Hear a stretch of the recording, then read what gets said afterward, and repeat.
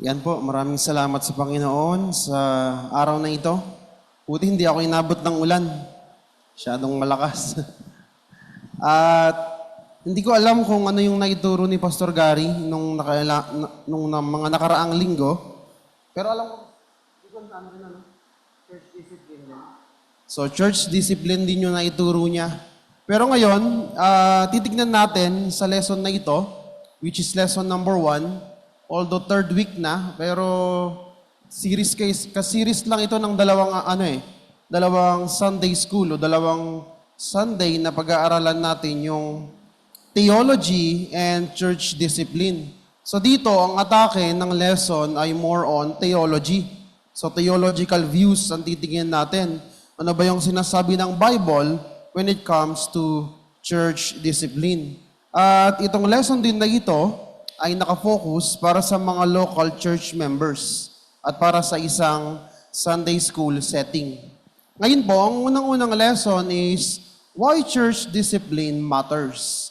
Marami kasing nag-iisip na ang church discipline ay parang masyadong hindi bagay sa isang church. Kasi daw, ang sabi ng iba, ang church must be loving. O kumbaga, mapagmahal, puro lang tayo pagmamahal. Dapat ang pinapakita ng isang church, pero hindi. Sa lesson na ito, mas maiintindihan natin bakit ba may church discipline at bakit ito ay mahalaga sa isang church. And meron tayong mga learning objectives, 3 po ito, na kung saan itong learning objectives na ito ay isa-isahin nating pag-aralan. Una, we need to understand the biblical foundation of church discipline. Meron kasing, syempre sa Bible, itinuturo ang church discipline. Ang church discipline na hindi na-imbento ng modern Christians at basta na lang ipinasok sa simbahan. Ito po ay merong biblical na katuruan at biblical na pundasyon na mamaya ay pag-aaralan po natin. Ikalawa, learn why the Reformed tradition emphasizes discipline as a mark of the true church. Yung pong Reformed dyan na sinasabi is yan po yung ating theology. Actually, this church has been known to be a Reformed church.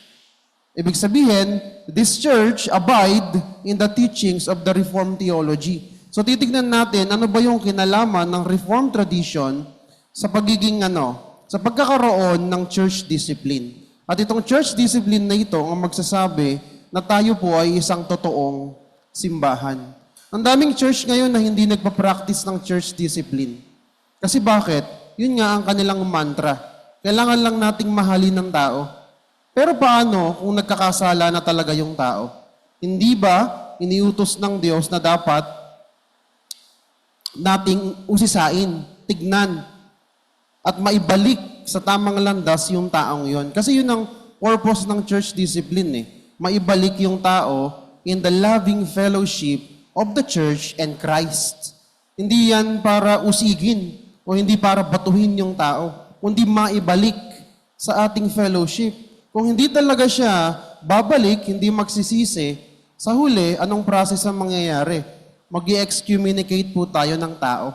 Paaalisin natin yung tao in the church kasi hindi siya nagre-repent dun sa kanyang mga kasalanan. At yan ang sinasabi ng Reformed tradition na iyang church discipline ay isa sa marka ng mga totoong churches. Mamaya, bakit ganon? Aalamin po natin. Lastly, we will see also discipline as an act of love, care, and restoration. Pagmamahal. Alam niyo po ba ang pinaka hindi mapagmahal na gawain ay kapag ang isang kapatid mo ay nagkakasala na pero hindi mo pa rin sinasabi? Kasi sa church discipline, dun mo sasabihin kapatid, mali ang ginagawa mo. Repent. Magbalik loob ka sa Panginoon. Pero kung nakikita mo na yung kapatid mo ay nagkakamali, unloving po yun para sa mga Christian. At wala ka ding care.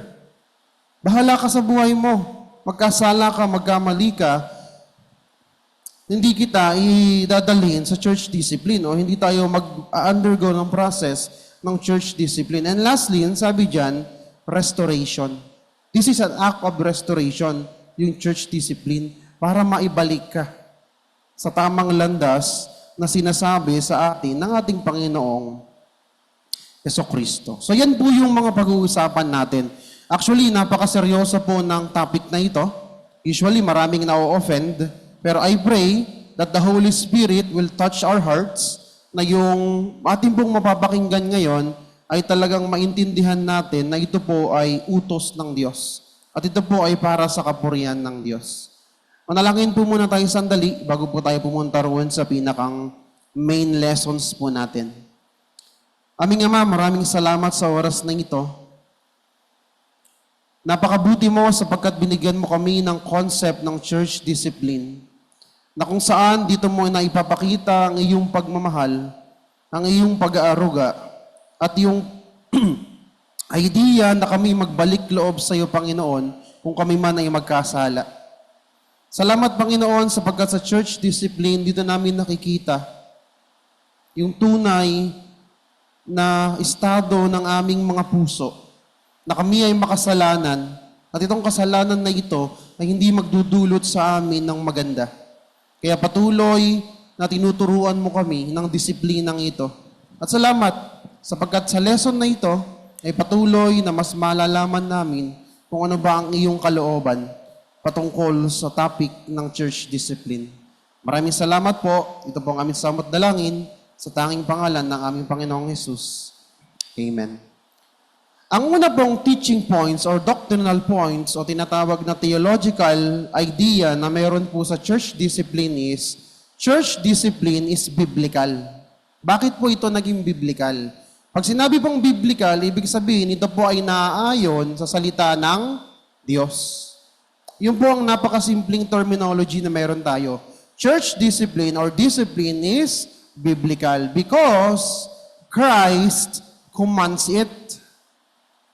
Inutos ito ng ating Panginoong Hesukristo. At alam natin na kapag utos ng Panginoong Hesukristo, yan po ay dapat nating sinusunod.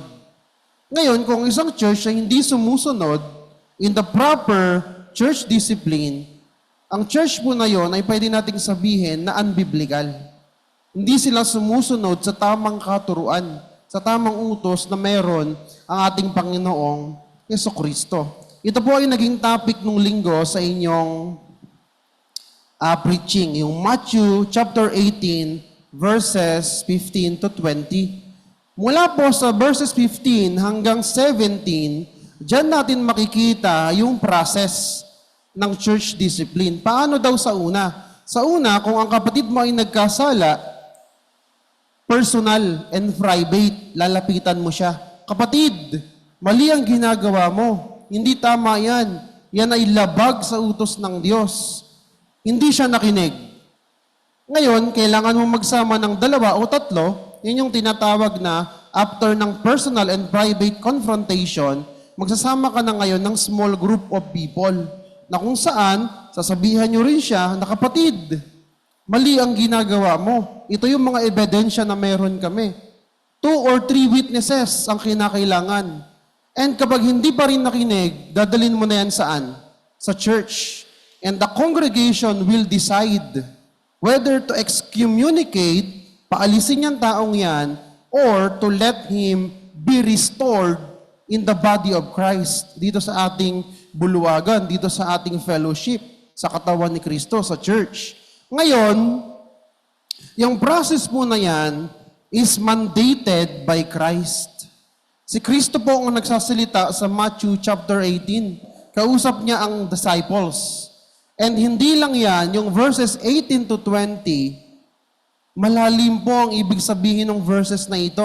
Babasahin ko po sa inyo. After po ng 15 to 17, nandyan po yung sinasabi ng ating Panginoong Jesucristo na, truly I say to you, whatever you bind on earth shall be bound in heaven, and whatever you loose on earth shall be loosed in heaven. Ibig sabihin, this verse 18 is in the context of church discipline. Kung ano man po yung kalagan at talian, ay anong mangyayari? Sa langit din ay makakalagan at matatalian. Ibig sabihin po niyan, kung sino man yung tao na under church discipline, whether you restored him or whether you kick him out of the church, yan po ay i-honor ng ating Panginoon. Kasi bakit? That's the process of church discipline. Kung lahat ng ito ay pinagdaanan na niya, personally, privately, sinabi mo na, tapos nagsama ka na ng 2 or 3 persons na magsasabi din na yung kanyang ginagawa ay mali, tapos sinabi na sa church, wala pa rin. So kung ikikik nyo siya out of the church, anong sabi ng Panginoon?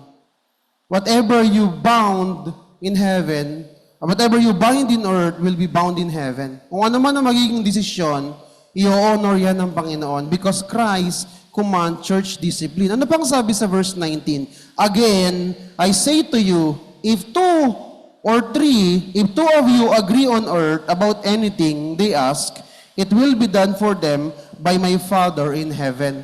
Kung mapagkasunduan nyo man na ang isang tao ay guilty of the sin and kick him out or restore him, whatever decision, anong sabi dyan? It will be done for them by my Father in heaven. So, ibig sabihin, ang church discipline po ay parang courtroom ng Kristiyano na nagkakasala. At sino, at saan, at kanino siya mananagot? Hindi po sa tao na kung saan ay umuusig sa kanya o during that time ay nag-iimbestiga o nagsasabi na siya ay mali. Actually, saan? Sa Diyos. Kasi ang iniisip natin na, ay, ang church discipline kasi parang nakafocus doon sa mga taong nagdi-decide. No. They pray about it and they consult the scriptures kung ano man ang magiging desisyon. Kaya ang sabi po ng verse 19, anuman ang inyong pagkasunduan, 2-3 kayo, gagawin niya ng Ama na nasa langit.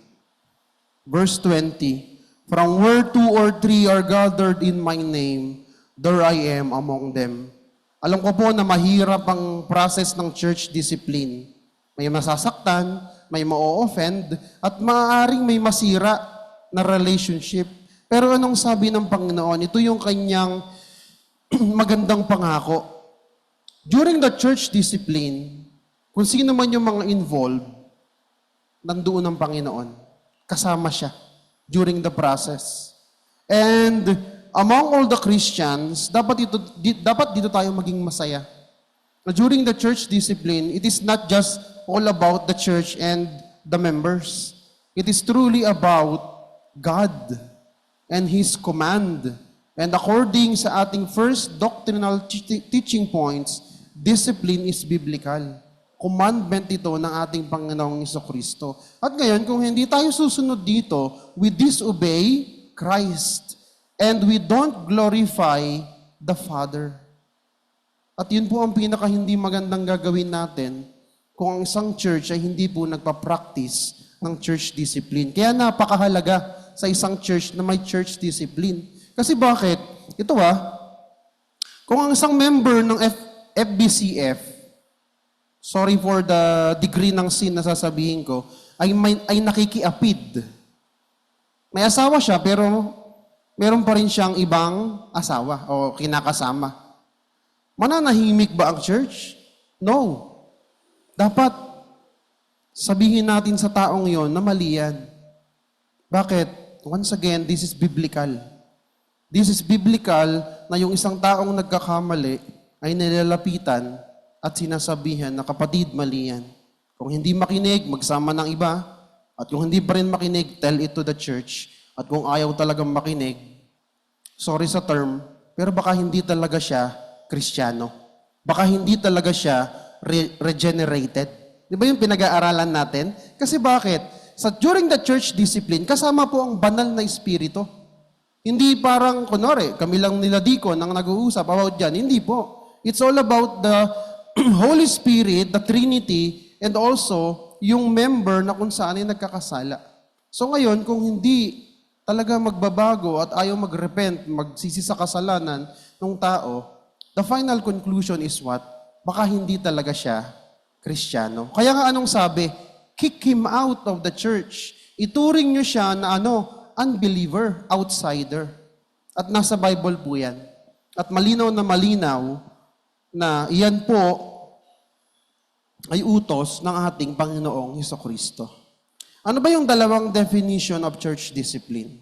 Unang-una, ang church discipline ay may formative definition. Ibig sabihin, ito po yung parang preventive. Bago pa man mangyari ang kasalanan, tinuturuan na ang isang member ng church na umiwas sa isang kasalanan. So yan po yung formative. It is an ongoing teaching, discipleship, correction through God's Word. So during the preaching of God's Word, mahalaga na tayo ay nakikinig. Kasi form po yan ng church discipline, formative. Diyan natin nalalaman na, ay mali pala to. Hindi ko pala dapat to ginagawa. Ito pala dapat ang ginagawa ko. That's formative. Inahanda ka niyan. Kumbaga, yan yung paghahanda ng church in the process na kung saan, kung meron mang taong magkasala, ayan ang gagamitin nila. Yung knowledge during the teaching and discipleship and correction through God's Word. Ano po yung corrective? Ito naman po yung kapag tapos na ang pagkakasala. Pag nangyari na. Ibig sabihin, yung isang member ay nagkakasala na. Namumuhay na sa isang kasalanan. It addresses open, unrepentant sin. Diyan na po mangyayari yung process na lalapitan mo siya. Kung ayaw pa rin makinig, magsasama ka ng dalawa. Kung ayaw pa rin makinig, tell it to the church. Ngayon, yan po yung corrective. So, dalawa po yan. Yung formative, bago pa magkasala, pine-prevent na through the teaching of God's Word. Ngayon, kung hindi na talaga kung nagkasala na talaga, magiging corrective na po. Dadaan na siya sa process ng church discipline. At mahirap na process po yan para sa para sa lahat at para sa buong church. Tandaan po natin, biblical ang church discipline. That's why it matters. Hindi lang para sa members, kundi lalong-lalo na para sa ating Panginoon. Kaya nga po, inutos niya yan na ang church discipline ay mangyari sa mga iglesia. Ikalawa po, discipline is a mark of the church. So sabihin na nating true church. Medyo masakit pakinggan, pero mga kapatid, ito ang totoo according sa Reformed theology. Yung mga churches na hindi nagpa-practice ng church discipline is not a true church. Maraming mga churches po na ganyan, ang mga tawag sa kanila ay mga liberal churches. They don't practice church discipline. Kahit may maling ginagawa yung members nila, love, love, love, love, love. Mahalin lang natin, huwag nating husgahan. Judge not. Pero hindi nila alam ang context nung sinabi ng Panginoong Hesukristo yon, yung idea ng judge not. Actually, it talks about, hindi yun sa panghusga talaga. It tells something different. Pero tignan po natin sa Belgic Confession, article number 29, kung ano ang sinasabi patungkol sa marks of the true church. Ang sabi po dyan, the true church can be recognized if it has the following marks. So tatlo po ito, tatlong marka ng isang true church. Una, the church engages in the pure teaching of the gospel. Kaya po mga kapatid, pasensya na kayo minsan, hindi pala pasensya, alalahanin ninyo na minsan, ang aking mga salita ay diretsahan. Kasi bakit? Gusto natin ng pure preaching of the gospel. Ayaw natin ng sugar-coated. Kasi kung isi-sugar-coat ko ang salita ng Diyos, maaaring maiba ang ibig sabihin nito. At hindi po yun pwede. Kaya nga po sabi dyan, ang isang true church engages in the pure preaching of the gospel. Hindi pwedeng, kumbaga, dahil makaka-offend ka, medyo babaguhin mo ng konti yung meaning or ibig sabihin ng isang verses. Hindi po yun ganyan. Dapat po, sinasabi mo yung pure meaning at sa pure preaching mo na yan po makikita na totoo ang isang simbahan. Ibig sabihin, walang false teachings na dapat ay umiiral sa isang church. Ano pa po? It makes use of the pure administration of the sacraments. Yung mga sacraments po natin, katulad ng baptism, Lord's Supper, at saka po yung fellowship na meron tayo ngayon, yung worship service. Yan po ay mga sacraments. At dapat po yan ay ginagawa ng isang church para maging true church siya. Ikatlo, yung ating focus. It practices church discipline for correcting faults. Pag may nagkamali, mayroong church discipline. Pero according sa pag-aaral ko po, hindi po lahat ng kasalanan ay nag-undergo ng church discipline. Meron po tayong 3 category na kung saan yan po ay automatically dadaan sa process of church discipline. Una, sexual immorality. Pag ang isang tao ay sexually immoral, nasa loob siya ng church, automatically church discipline yan. Ikalawa, yung mga kasalanan na ang nag-commit ay yung mga leaders of the church. Yung mga tinatawag na elders of the church. Direkta po yan na kung saan dapat magkaroon ng church discipline. Kaya kaming mga nag-preach, kami nila deacon, we are binded by the higher moral standard. Konting pagkakamali namin, maliit na pagkakamali, pwedeng mag-lead saan? Sa church discipline. At nakakatakot po yun bilang mga leaders. Kaya sa mga leaders, it is a warning na dapat mag-ingat. Si Satan talagang, sabi nga, gagawa at gagawa yan. Parang ang isang pastor ay magkamali, parang ang isang leader ng church ay bumagsak. At usually, ang bagsak talaga niyan is a church discipline. Dire-diretso sila dyan. Anong sabi dyan? Itong mga marks of the true church, kasama itong church discipline, in short, ang isang church po ay pinamumunuan ng salita ng Diyos. At kumbaga, yung salita ng Diyos ang sinusunod sa church na ito. At kung anuman, yung mga hindi tamang katuruan na laban sa Biblia ay nilalabanan ng church na ito. And also, si Kristo ang tinitignan nilang pinuno. Ang pinakang ulo ng simbahan. Kaya nga kung babalikan natin yung number 1 na idea, Christ command church discipline. Kaya it matters. And with that idea, syempre yung church discipline, marka po yan ng totoong church. Sorry sa word, pero yung mga kulto, usually ay wala nito. Walang church discipline ng mga cult. And usually nga, minsan, ang kanilang mga members ay carnal. Ibig sabihin, namumuhay sa kasalanan. And they don't talk about sin. Dito po sa church, nagpapasalamat ako sa Panginoon kasi bakit? Openly nakikinig kayo. Kahit ang pinag-uusapan natin ay kasalanan. Kasi maraming churches na po ngayon na hindi na pinag-uusapan ang kasalanan. They take sin lightly. So kaya kapag pumapasok na yung idea ng isang tao nagkasala, yung church discipline, nire-reject ka agad. Kasi bakit? Ay, nagkasala, mahalin lang natin yan. Baka ma-offend baka masaktan ng puso, baka umalis na sa church. Pero sa atin mga kapatid, hindi po ganon. Mas mapapakita natin ang pagmamahal natin sa isang tao kung sasabihin natin sa kanya yung kanyang pagkakasala at pagkakamali. Maning Pastor.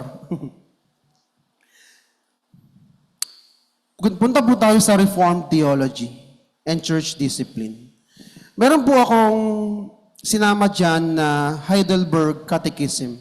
Ang Catechism po is a form of theological discussions in form of questions. Ibig sabihin, may tanong, tapos may sagot, at dyan po natin nakukuha yung mga theological ideas natin. And according po sa Heidelberg Catechism, question 83 to 85, discipline o church discipline is a key of the kingdom. Ibig sabihin, heavenly kingdom ay pwedeng mabuksan at maisarado within the context of church discipline. Let's go to question 83. Sabi dyan, what are the keys of the kingdom? Ito po, it talks about heaven. It talks about salvation. The preaching of the Holy Gospel and Christian discipline toward repentance, both of them, yung preaching at yung church discipline, both of them open the kingdom of heaven to believers and close it to unbelievers. Kaya nga po, during the preaching, merong tumatanggap ng katotohanan ng gospel at merong hindi tumatanggap. So sa mga tumanggap, sila po yung nagbukas ang heaven o yung tinatawag nating kingdom. Sa mga hindi tumanggap, nagsarado ang heaven o yung tinatawag na kingdom of heaven. Nasa question 84 po yun. And then, sa mga nag-undergo naman ng Christian discipline or church discipline, it's either you repent or it's either you did not repent. So kapag nag-repent ka, you will still open the kingdom of heaven. Yun po yung idea dyan. At kung hindi ka naman nag-repent, sasarado po yan para sa'yo. And you will be regarded as an unbeliever. Kaya nga i-kick out ka na ng church after the church discipline kung ayaw mo mag-repent. Hard yung puso mo. Or sabihin na nating unregenerated yung puso mo.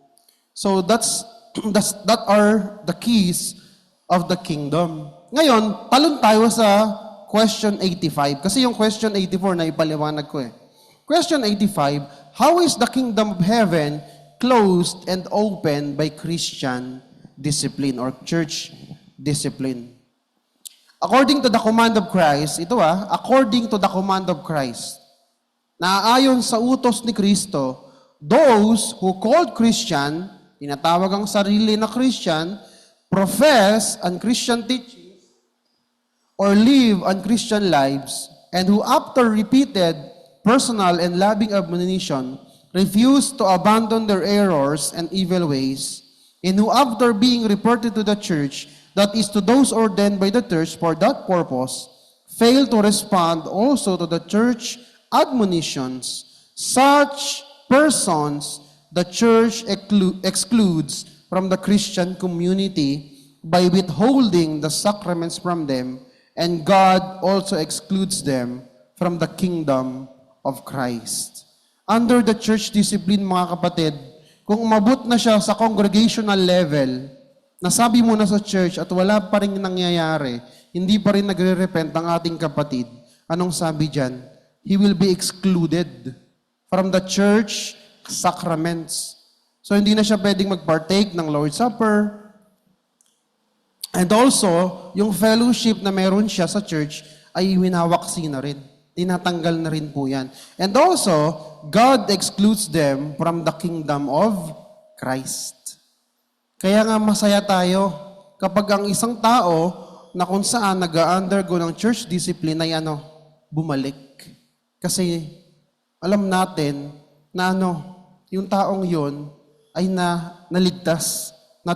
Kumbaga ang idea is, we snatch that person from the hand of Satan. Ngayon kung hindi siya bumalik, hindi siya nag-repent, na-exclude siya sa kingdom of Christ, wala na po. He will be regarded as an unbeliever. Pwede natin siya maging kaibigan, pero not brother or sister in Christ. He is no longer part of the family of God. Yung pinag-uusapan natin sa adoption, yun po yung mangyayari. Matatanggal ka na, mawawala na yung privileges mo as sons and daughters of Christ, o ng ating Panginoon, ng ating Diyos. So lahat ng yun mawawala. Kapag natapos ang church discipline at nakita na hindi ka repentant, aalis ka sa church. And para sa akin, that is a good thing. Bakit? Utos yun ng Panginoon, we obey God, and also, we see the heart of that person is truly what? Unrepentant. Hindi talaga magbabago yun.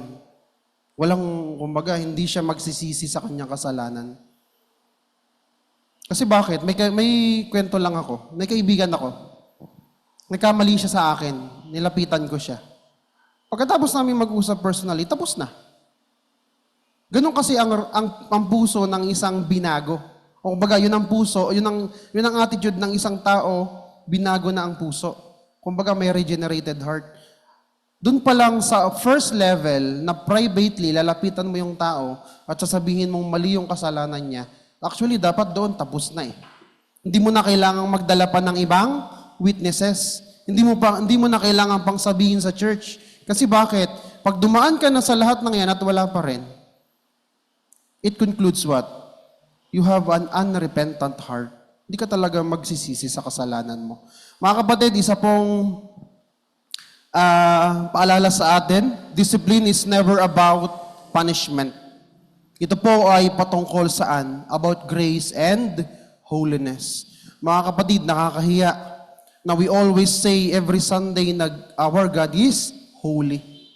Pero we are living a life full of sin. Na kung saan taliwas sa holiness na ating pinaniniwalaan na ang ating Diyos ay banal. Ano naman po yung grace? Actually, binibigyan ka pa ng pagkakataon na magsisi sa kasalanang ginagawa mo. Pero kung sa church discipline, nag-undergo ka niyan, tumitigas lalo ang puso mo, ang mangyayari na po dyan is justice. There will be no grace for a person who has a hardened heart. Justice po ang aabutin ng isang taong ganoon. So ito po ang paalala ko, kapag dumating ang panahon, iadya tayo ng Panginoon na magkasala ng matindi. And we undergo church discipline. Isipin po natin, it is all about the loving grace and all about the holiness of God. It is not about punishing us doon sa mali nating nagawa. Lastly, discipline is loving. Mga kapatid, uulitin ko, dinidisiplina ng isang tao yung kanyang mga taong minamahal. Ganon din po ang ating Panginoon. God disciplines His children for their good. Alam ko, lahat tayo nakaranas ng disiplina ng magulang. At syempre, ang ating mga magulang ay hindi perpekto. May mga disiplina sila na kung saan nakala nila ay tama. Pero, sa mata lang nila yon. Pero tinatanggap natin yung yung disiplina na yon, di ba? Lalong-lalo na sa Panginoon. Kung ang Panginoon na perpekto, all-knowing, all-powerful, alam niya ang lahat ng mangyayari sa'yo na isulat na, predestined na yung mga yan, bakit hindi natin tinatanggap minsan yung discipline mula sa Kanya? Mga kapatid, kung nakakaranas ka ng disiplina mula sa Panginoon, mahal ka niya. At kabahan ka na kung hindi ka nakakaranas ng disiplina. Baka illegitimate child ka. Baka hindi ka talaga adopted into the family of God. At hindi ka talaga tinitignan ng Diyos na anak niya. Kasi lahat ng anak niya, dinidisiplina niya. At itong mga anak niyang ito, mahal niya yan. According po sa Hebrews 12:6, for the Lord disciplines the one He loves and chastises every son whom He receives. So it talks about what? Relationship natin sa Diyos. Kung dinidisiplina ka ng Diyos, mahal ka niya. Alam niyo po, sa mga estudyante ko, stricto ako.